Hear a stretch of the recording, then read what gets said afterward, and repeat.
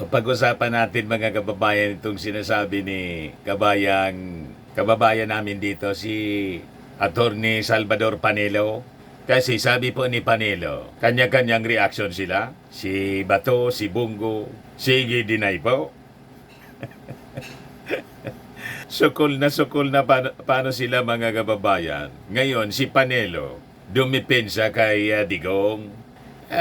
Kabayan, yung mga statement po ninyo na pure imagination lang ni Colonel Garma yung sinasabi, yung mga allegations, walang epekto yan. Ang ganyang mga statements po, you just dismiss it as pure imagination, allegation. Ang maganda po niyan, pari-parehas naman kayong abogado ni Digong, totooin niya yung kanyang sinabi sa interview na a-attend siya doon sa Quadcom hearing. O di sumama ka, magpaliwanag si Digong sa harap ng Quadcom. Hindi yung puro kwento. Wala man po maniwala sa inyong puro kwento. Kasi yung ating mga mamamayang Filipino, sunado na kayo. Kilala na po kayo ang karakas ng inyong mga pagmumukha. Alam na ng mga mamamayang Filipino kung gaano kayo kasinungaling. Si Inday nga, mga kababayan, hindi nag-take oath doon sa Congress kasi hindi man talaga siya magsasabi ng totoo. Si Bato, si Bungo, lalo na si Digong po, mga kababayan, pabali-baliktad yung mga statement. So, maganda kung humarap kayo sa Congress, sumama ka bilang abogado para magkapag-take oath na magsasabi ng totoo at pawang katotohanan lamang. Hindi yung mga statements lang sa media. Ito yung sabi ni Panelo, former lawyer, Duterte lawyer, dismisses drug war allegations as pure imagination.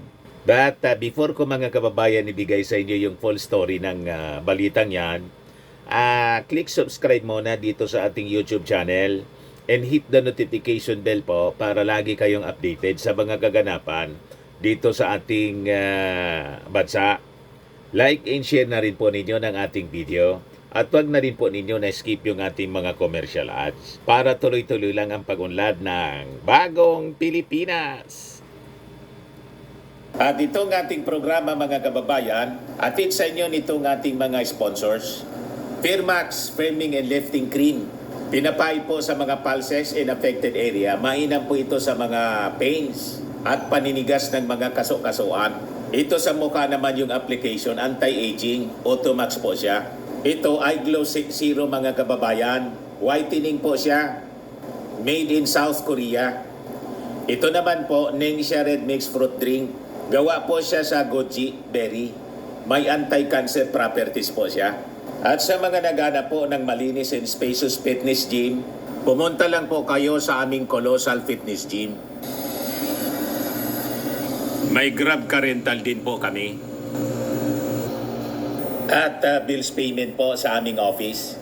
At saka sa mga mahilig po sa mga imported bags, manood po kayo sa live selling ni Madam Aileen Rosales sa kanyang Aileen Closet po. Pati mga shoes, ito yung kanya po. Ito yung kanyang page. Kita ninyo, napakagandang mga online selling po siya. Si Madam Aileen Rosales. Cellphone number niya po, 773-798-7816. Ayos pa. Balikan natin mga kababayan yung ating kwento. Itong statement ni Panelo. Wala man ito Panelo na maniniwala sa mga kwento ninyo kasi kilala kayong mga sinungaling. Lalo na yung amo mo, si Digong. Ang sinabi ngayon, bukas iba na. Umarap kayo sa congressional investigation sa Quadcom. Lahat ng statement ninyo doon, sumpaan ninyo para pag halimbawa nagsinungaling kayo doon, pwede kayong habulin. Di ba? Kasuhan kayo ng perjury. Kwento kayo ng kwento sa media. Hindi ninyo mabibilog ang isipan ng mga mamamayang Pilipino. Kumprontahin ninyo si Garma kung gusto ninyo. Yung sinabi daw na Davao model, of payment and rewards para sa pagpatay, yung extrajudicial killings during former President Rodrigo Duterte's war on drugs, pure imagination or fertile speculation. So sabi ni Panelo, si Garmania does not claim that she was a part of or an operator or executioner of the Davao model. So paano niya malalaman yung operation? Assuming it did exist. Sabi ni Garma doon sa kanyang affidavit, willing siya daw na mag-execute ng supplemental kasi baka may mga nakalimutan siyang sabihin. Magsusupplemental affidavit daw siya. So, hintayin ninyo kasi yung mga minensyon na mga personalities, ipapatawag pa rin yon ng Quadcom. O ngayon, kung talagang totoo yung sinasabi ninyo, mas totoo kaysa sa sinasabi ni Garma, harapin ninyo si Garma. Yung mga maiisog kayo, di ba? O ngayon nga, si Garma, kinatatakutan. Ngayon po, iyak ng iyak po sa Quadcom. At sabi niya, natatakot siya daw sa kanyang buhay. Biglang nabago, mga kababayan. Dati po, kinatatakutan si Garma. Remember yung si Colonel Padilla? Yung Davao Penal Colony? Takot na takot pong magsalita. Pero finally, nagsalita rin po sa Quadcom hearing. O ngayon, si Garma po iyak ng iyak. Anyway, ang pinakang matapang dito sa Pilipinas, si Digong po, na sabi nga hindi siya pauli ng buhay kung pumasok yung ICC. Di patunayan niya, mga kababayan, yung tapang niya. Harapin niya yung Quadcom. At yung kanyang sinabi doon sa interview, na harap siya. May continuation po ng Quadcom hearing, Wednesday o Thursday siguro. Advise na po ninyo, Panelo, at sumama ka doon bilang abogado. Sabi ni Panelo rito, it is noticeable that her so-called knowledge of the alleged plan to fight illegal drugs is all hearsay. She says the information was conveyed or relayed to her by her sources. She has absolutely no personal knowledge. Panelo also thought that Garma may have succumbed to threat or intimidation under pain of incarceration if she did not make the allegations contained in her affidavit. Malabo man po, sabi po ni Congressman Barbers, wala ngang hiniling, walang demand, mga kababayan, si Garma in exchange sa kanyang pagsasalita po. So malamang sa malamang, yung mga kinasangkutan ni Garma na kaso, pananagutan po niya yun. Kasi may case build up na po. Nag-request na po yung Congress, yung Quadcom, to the NBI at saka sa DOJ na simula na po ang case build up doon sa mga sangkot para papanagutin sa batas. Ganon po, mga kababayan. Sabi pa ni Panelo, one cannot launch a successful war on drugs without an effective legal strategy to neutralize the drug cartel in organized crime, which necessarily will involve funding from the government. Police operations must be sufficiently financed for effective enforcement of the laws against illegal drug trafficking. O di inamin mo rin na dumaloy nga yung pera. Yung testimony ni Garma, yung tinatawag niyang reward system, na yung reward, cash incentive, mula sa 20,000 hanggang sa 1 million. And because of that, naging hanap buhay na nila, naging negosyo, yung pagpatay. Imagine that, mga kababayan, kasi may incentive. Per head, yung bayad po, suspect pa lang, sentensyado na po. Walang due process. Pero tingnan ninyo, with this investigation po, they are being accorded with due process. Bakit po? May standing invitation po kay Digong, pati kay Bato, kay Bongo. Kaya lang sabi ni Bato, hindi daw siya a-attend. Ayaw niya. Asserting yung sinasabi niya na interparliamentary courtesy. Tingnan natin si Digong kung nagsasabi, mga kababayan, ng totoo ngayon na a-attend siya. So pasalamat nga kayo po. You are given a fair chance na magpaliwanag po. Pero yung mga suspect sa drug war po, sentensyado agad. Kaya yung pamilya po talagang sumisigaw ng hustisya. So nag-deny si Panelo. Sabi niya rito, there was no such thing as Duterte giving reward money in exchange for killing anyone involved in illegal drugs. O di kumprontahin ninyo sa Quadcom hearing, harapin ninyo at sagutin ninyo yung pagtatanong ng ating mga congressmen. Lalo na po si Congresswoman Jinky Luistro. Malamang mamilipit po si Digong pag ang nakaharap si Jinky Luistro. Di ba? Kahit si Panelo, malamang hindi umobra yung angas. Si Atty. Harry Roque nga po, hindi umobra, nagtatago na. Mag-attend kayo, hindi kayo mag-attend ng Quadcom. The investigation will continue. At ang mangyayari niyan, pagdating ng oras, matutulad kayo kay Pacquiao. Tama pa? Sabi ni Panelo, when Duterte declared war on drugs and made a statement that he would kill those involved in illegal drugs, he was making a commitment that he would pursue them to the ends of the earth, to prosecute and put them behind bars, which he did during his incumbency, resulting in its almost total destruction that brought security and peace of mind to the citizenry, sabi po ni Panelo. Malabo po, biglang nagbago yung statement po ninyo. Kahit pa magbago yung statement ninyo, na-document po, ang dami pong na-AJK, close to 30,000 yung na-AJK. Mas matindi pa po sa Super Typhoon Yolanda. Yung Super Typhoon Yolanda, 6,000 plus. Pero yung bagyong Digong, yung war on drugs, napakarami po. So yun ang patunay na may pananagutan si Digong. Kasi siya yung nag-utos, Commander-in-Chief, command responsibility niya yon. Recorded po yung mga pinagsasabi ni Digong na kill, kill, kill. Ngayon iba na po yung sinasabi ninyo na gusto lang ikulong. Anong gustong ikulong? Na kill, kill, kill nga. So sabi dito ni Panelo, the political enemies and detractors of Duterte will not stop at throwing the kitchen sink at him by using coercion and money to compel persons to testify falsely against him, sabi ni Panelo. These political scoundrels will not succeed. The Filipino people can see through their evil intentions. Sabihin mo yan, Panelo, sa sarili ninyo.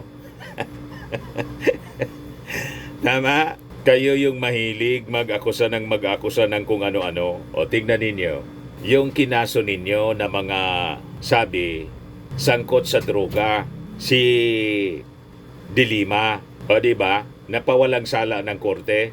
So anong ibig sabihin nun? Gawa-gawa lang talaga ninyo yung kaso. Yung nagturo, si Kerwin Espinosa, nagkakandidato na ngayon for mayor ng Albuera. Bakit? Lahat ng kaso na isinampa po ninyo ng administrasyon ng DOJ na-dismiss. So yun ang patunay. So walang tinatapon na kitchen sink sa inyo, kundi kayo ang gumawa ng sarili ninyong kitchen sink at yung laman inihilamos ninyo. Tama. O ito nga, tingnan mo si Bato. Sabi ni Bato noon, mga kababayan, Kerwin is like the missing link. He is like the missing piece of puzzle. Ganon kahalaga ang kanyang papel. Marami siyang maiko-connect. Sasabihin niya lahat kung sino yung supplier niya, sino yung distributor niya, upline, downline, protectors. Lahat-lahat ng nakinabang. Sasabihin niya, that's how important he is. Kaya ang sabi ni Bato, nung iniharap niya si Kerwin Espinosa sa Senado para idiin si Laila de Lima. Naniniwala siya kay Kerwin Espinosa. Ngayon po, sinungaling na si Kerwin. Umuusok si Bato.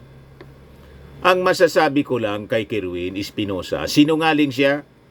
Kung makapag-istorya siya ng ganon, makapagsalita siya, akala mo kung sino siyang malinis, bakit siya magawa-gawa ng istorya? Samantalang noon, ang bait-bait niya nung nasa kustodya namin, No, he is not a credible witness. Kaya sabi dito ng Impact Leadership, Bato versus Bato.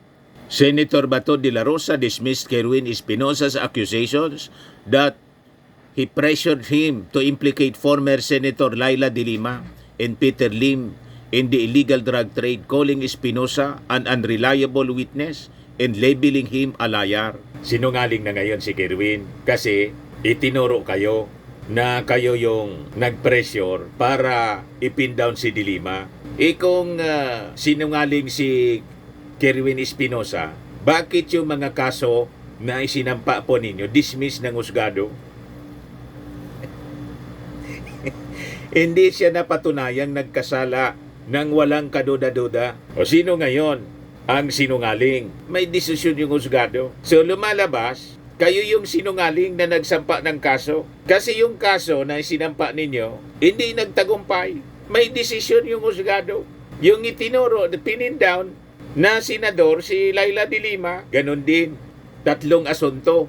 Lahat na dismiss. So, husgado na yung nagsabi na yung mga final ninyong kaso ng administrasyon ni Digong, walang katotohanan, kasinungalingan lang, gawa-gawa. May desisyon yung husgado. Pero sa statement ninyo, wala pang desisyon. At once na i-file ni de Lima, yung asunto laban sa inyo, sabi ni de Lima, oras na niya ng paniningil. Bubultahan kayo. O, tingnan natin kung sino talaga ang sinungaling. Pero dito na patunayan na ng husgado, yung final na kaso kay de Lima at kay Kerwin, kasinungalingan. So kayo yung sinungaling.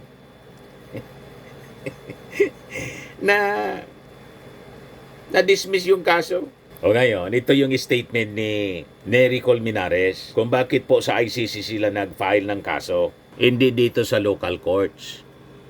Laban kay Digong at Bato, mahirap magsampa ng mga kaso dito sa atin kasi mahirap kumuha ng ebidensya. Walang CCTV, walang police report, walang police na nag-imbestiga, pati prosecutor ayaw mag-file ng kaso. Yan sabi rito, families of HCK victims seek justice from ICC as filing cases locally proves challenging, sabi po ni Colmenares. So yun pala mga kababayan ang rason. Na-file na, pending siya doon. Kaya nga po, sabi ni Nery Colmenares, na nanawagan siya sa ating Pangulong Bongbong na yung result ng investigation dito, i-turn over daw sa ICC. Iwan ko kung ano yung magiging posisyon dito ng ating Pangulong Bongbong. Abangan na lang po natin. Sa mga naghanap ng malinis and spacious fitness gym, pumunta lang po kayo sa aming Colossal Fitness Gym. We also offer Grab Car Rental with our brand new 2023 model ng Toyota Innova. We also accept booking for those who are planning to travel via PAL, Cebu Pacific, and other airline companies, local and international, and bills payment for Meralco Bills, PLDT, Aleco Bills, etc. Ang Colossal Fitness Gym is located at 3rd floor Security Bank Building, Lanco Business Park, Legazpi City, Albay. For inquiries, look for Chilon Maravillas. Contact number 0966-802-0949. Yan yung aming Innova. Lagi na pong matao sa amin. Pati mga foreigners po, tingnan ninyo. Mga British tourists sila. Ang lalaki ng katawan na, mga kababayan, nag-gym sa amin. Ito naman po, Indian National. Ito mga mga European sila. Ito naman yung bago naming product na binibenta online, Eye Glow Serum. Whitening po siya galing sa South Korea. Tingnan ninyo yung epekto sa aking anak na architect entrepreneur, Riz Maravillas. For inquiries, look for Riz Maravillas on FB. Ito naman po, Firmax Firming and Lifting Cream. Pinapahid po ito sa mga pulses and affected area. Mainam po ito sa mga pains at paninigas na mga kaso-kasuan. Ito po, Automax Radiant Serum. Sa mukha naman yung application. Anti-aging po siya. You will look 10 years younger than your age.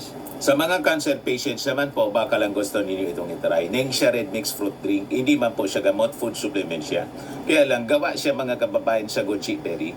Yung goji berry may anti-cancer properties. Yung mga inquiries ninyo, dumiritso na lang kayo sa aming messages sa Facebook para masagot namin agad. Ayos po, ako po si Dante Maravillas. Bye-bye. God bless.